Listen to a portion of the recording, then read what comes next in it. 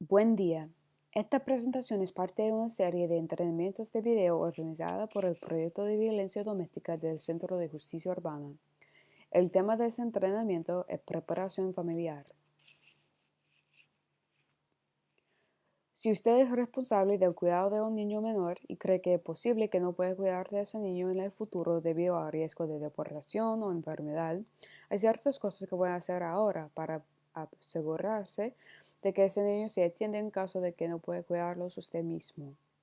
Este entrenamiento está diseñado para dar una descripción general de las opciones legales y no legales disponibles para ayudar a las personas en pensar en las diversas formas de preparar a sus familias para la posibilidad de separación.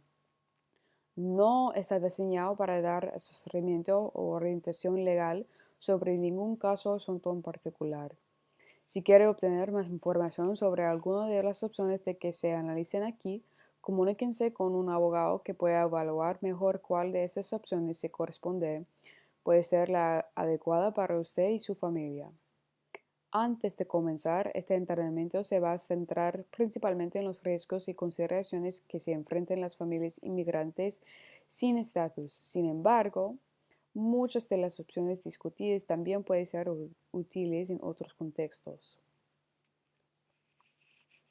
Para empezar, es importante comprender que no todas las familias requieren un plan de preparación. Los planes son más importantes para las familias que enfrentan un mayor riesgo de separación familiar, como familias inmigrantes de estado mixto, que significa que algunos miembros de su familia tienen estado legal en los Estados Unidos y otros no, o familias migrantes sin ningún estatus, lo que significa que ningún miembro de su unidad familiar tiene estatus legal en los Estados Unidos. Ciertas cosas pueden aumentar el riesgo de que una persona se aplique la ley de inmigración, como 1. Toma de huellas dactiles previa en la frontera de los Estados Unidos. 2. Detención migratoria previa. 3. Orden previa de expulsión acelerada. 4. Orden de expulsión previa de un juez de inmigración. 5. Un caso anterior en la Corte de Inmigración también puede ser un factor de riesgo mayor, especialmente si la persona indocumentada no sabe el resultado. 6. Un caso anterior en la Corte de Inmigración donde la persona indocumentada sabe que no asistió a una audiencia. 7. También debe tener en cuenta que las condenas penales, incluso si son muy menores, también pueden colocar a la persona en mayor riesgo de aplicación de la ley de inmigración. 8.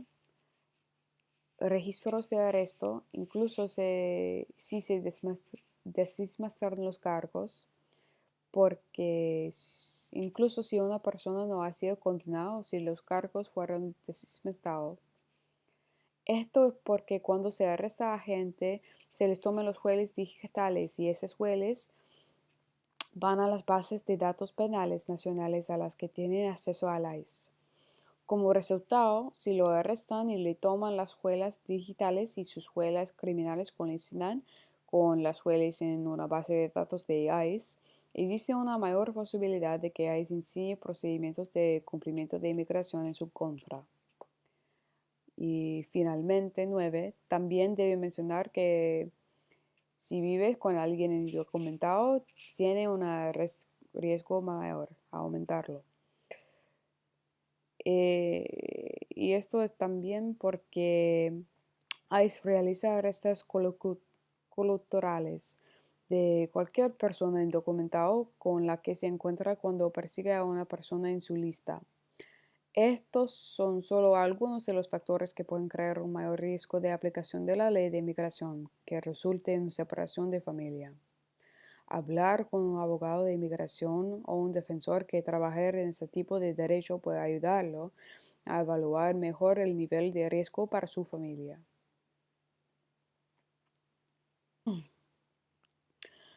Entonces, ahora que entendemos los principales factores de riesgo asociados con la separación familiar, debido a la falta de estatus legal, podemos hablar sobre las diversas formas en que una familia puede prepararse para esta posibilidad. Sin embargo, antes de hablar sobre las opciones legales disponibles, vamos a ver los pasos no legales que puede tomar ahora mismo como parte de un plan de preparación familiar. Una de las cosas más fáciles que puede hacer es identificar un contacto de emergencia. Debe ser alguien en quien confíe que sea capaz de cuidar a sus hijos temporalmente si usted es detenido o no puede cuidarlo. En algunas situaciones, el otro padre podría desempeñar este rol si es seguro para él hacerlo. Quiere asegurarse de tener una conversación con esa persona con anticipación para asegurarse de que esa persona esté dispuesta y puede asumir esa responsabilidad y que tenga acceso a información importante y autorización para hacer ciertas cosas, particularmente cuando se trata de cuidar a sus hijos y sus necesidades. Analizaremos el tema de las autorizaciones con más detalle más adelante. Aunque no es necesario, puede considerar completar una tarjeta de contacto confiable para ayudarlo a organizarse y asegurarse de que su contacto de emergencia tenga fácil acceso a información importante, como el nombre de su hijo, información de la escuela. Debe completar una para cada uno de sus hijos y incluir el número A si tiene uno. Esta información importante porque si lo detiene, su número A se puede usar para buscar en el sistema de localización de detenido y encontrar su ubicación mientras está bajo de la custodia de ICE. Además de elegir y preparar un contacto de emergencia, también debe pensar en su organizar los documentos importantes de familia, como pasaporte, identificaciones como fotografía o tarjeta de seguro social, cosas como certificados de nacimiento, certificado de matrimonio. Dependiendo de su situación, también va a querer asegurarse de que cualquier orden judicial, como órdenes de protección, órdenes de custodia, visitas o tutela, por ejemplo, se guarde en un lugar seguro y de fácil acceso. Si es una sobreviviente de un crimen o violencia doméstica, también debe considerar guarda evidencia fotográfica de dichos incidentes, informes policiales o incluso registros médicos relacionados. A veces estos documentos pueden ser útiles para obtener cierto alivio migratorio. Al recoger y organizar esos documentos y información importantes, incluso podría considerar hacer copias de los originales y entregárselos a su contacto de emergencia como medida de protección adicional. Cuando se piensa específicamente en la preparación familiar para familias migrantes, también es importante asegurarse de que los niños tengan pasaportes actualizados. Si los niños en que tú está, si los niños en que te estás fijando son ciudadanos estadounidenses, el Departamento de Estado tiene información sobre el proceso de solicitud. Si los niños no son ciudadanos de los Estados Unidos, debe consultar con la embajada o en el consulado de su estado natal para preguntar sobre ese proceso. Este paso es importante porque en el caso de un proceso de deportación, es posible que los niños deben salir de los Estados Unidos para viajar con sus padres. Y finalmente, si sus hijos tienen la edad suficiente para comprender, también debería considerar incluirlos en el plan. Asegúrese que sepan quién es la persona de contacto de emergencia y quién puede y quién no puede recogerlos de escuela o de las actividades extracurriculares si usted no puede hacerlo. Es importante que sepan dónde se encuentran los documentos importantes y que memoricen la dirección de su casa y cualquier número de teléfono importante, o que al menos tengan un fácil acceso a esa información. En el caso de los niños mayores, principalmente adolescentes, asegúrese de que conozcan sus propios derechos cuando interactúan con las fuerzas de orden y otras agencias gubernamentales y sepan qué hacer si son detenidos o separados de su padre o hermano. Además de los pasos no legales que pueden tomar, existen ciertos pasos legales preventivos que puede tomarse para prepararse para la posibilidad de separación familiar.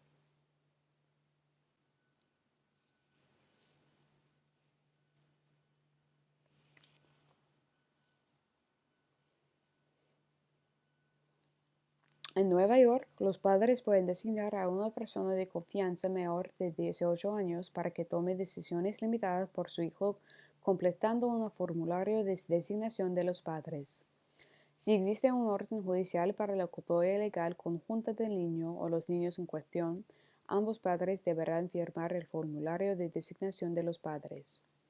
Con este formulario, los padres pueden darle a otra persona el derecho de A, para revisar los registros escolares de su hijo e inscribirlo en la escuela; B, disculpe las ausencias; C, dar consentimiento para participar en programas escolares; y, sujeto a ciertas leyes de salud pública; D, consentimiento para cierta atención médica relacionada con la escuela, vacunas, atención médica general, procedimientos médicos, atención dental y exámenes o tratamientos de salud mental o del desarrollo. Un formulario de designación de los padres es válido por 30 días si está firmado, pero puede durar más si está firmado y certificado ante un notario. Si está firmado y notariado, un formulario de designación parental activado puede durar 6 meses o 180 días, a menos que se revoque antes. Los padres también pueden renovar este formulario para un periodo de tiempo indefinido. Los padres pueden hacer que estos formularios entren en vigor en el momento de la ejecución o cuando ocurra un determinado evento. Por ejemplo, Avery puede ejecutar un formulario de designación parental el 1 de junio, otorgando a Angel la autoridad para tomar ciertas decisiones por los hijos de Avery si Avery está detenida. Sin embargo, en esta situación, los derechos de Angel bajo el formulario no están vigentes el 1 de junio, solo entran en vigor si Avery está detenida. Entonces, si el 1 de noviembre, 5 meses después, Avery está detenido, los derechos de Angel se activan en ese momento. Aunque un formulario de designación parental se puede renovar por un periodo prolongado, si parece que la separación entre padres e hijos va a continuar durante un periodo prolongado, es posible que se necesite un arreglo legal más permanente como un arreglo de custodia o tutela. Una corte de Nueva York puede emitir una orden de custodia que otorgue a una persona la autoridad para tomar decisiones sobre el cuidado, control y manutención de un niño menor de 18 años. Aunque las personas que no son padres pueden solicitar la custodia de un niño en circunstancias extraordinarias, la custodia se utiliza con mayor frecuencia para establecer los derechos legales de los padres sobre sus hijos. Si un padre con custodia está deportado, es probable que la corte otorgue la custodia al padre que no tiene la custodia si está dispuesto y puede cuidar del niño. En esa situación, el padre que no tiene la custodia probablemente va a necesitar presentar una petición de modificación, si ya existe una orden de custodia subyacente, o una nueva petición de custodia en la Corte de Familia para establecer sus derechos de custodia. Si planea solicitar la custodia, debe tener en cuenta que el otro padre debe ser notificado la petición para que hacerlo y para que se pueda notificar de este procedimiento. Si quiere obtener más información sobre la custodia y las visitas, el Centro de Justicia Urbana tiene un video de ese tema más extenso. La tutela es otra opción. Al igual que la custodia, la tutela le da a una persona la capacidad de tomar ciertas decisiones por otra persona y requiere que los padres legales del niño sean notificados del procedimiento de tutela, con algunas excepciones. Sin embargo, existen algunas diferencias importantes entre un caso de custodia y un caso de tutela. Para empezar, los derechos de custodia continúan hasta que un menor cumple 18 años, mientras que los derechos de tutela continúan hasta que el niño cumple 21 años. La tutela también tiene algunos beneficios para los peticionarios que no son los padres porque, a diferencia de la custodia, que requiere que los padres los padres demuestren circunstancias extraordinarias para recibir derechos. La tutela no requiere esa demostración. Sin embargo, debe tener en cuenta que los casos de tutela pueden requerir que los tutores propuestos revelen cierta información, como proporcionar su historia de direcciones y la historia de direcciones de cada miembro de la casa de tutor propuesta durante los últimos 28 años. También es posible que se requiera que los tutores propuestas se someten a la toma de huellas dactilares y una investigación de estudio de hogar, aunque un juez puede renunciar a estas medidas. Hay dos tipos de tutela: tutela permanente y tutela en reserva. En tutela permanente, los derechos del tutor sobre el niño se activan inmediatamente al final del procedimiento, como al final de un caso de custodia. La tutela permanente se utiliza con mayor frecuencia cuando uno de los padres ha fallecido o ya no está en el país para cuidar y mantener a su hijo. Luego tenemos la tutela en espera, que establece el derecho de una persona a ser el tutor del sujeto bajo tutela si ocurre un evento decente que impide que el padre del niño lo cuide.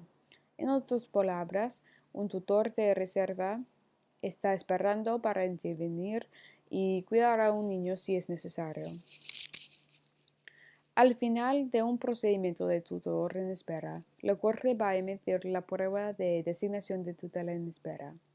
Según la ley de Nueva York, un evento descendente puede ser la incapacidad o la muerte del cuidador del niño, o la separación administrativa del niño y el cuidador, como cuando un padre es puesto bajo la custodia de funcionarios de inmigración. Una vez que ocurre un evento descendente para cambiar de un tutor en espera a un tutor permanente, el tutor en espera debe presentar prueba de designación como tutor en espera y prueba del evento desencadenante, activando sus derechos. Debe hacerlo dentro de los 90 días de recibir la determinación de la incapacidad o muerte del padre del niño, o dentro de los 60 días de recibir la documentación de la separación administrativa de los padres y el consentimiento por escrito, un tutor en espera. Finalmente, puede planificar el bienestar financiero de su menor creando un agente autorizado bajo un poder notarial. Un poder notarial puede establecer la autoridad de un agente para tomar una variedad de decisiones financieras en nombre de una persona, tales como propiedad y otras decisiones financieras y cualquier reclamo de litigio.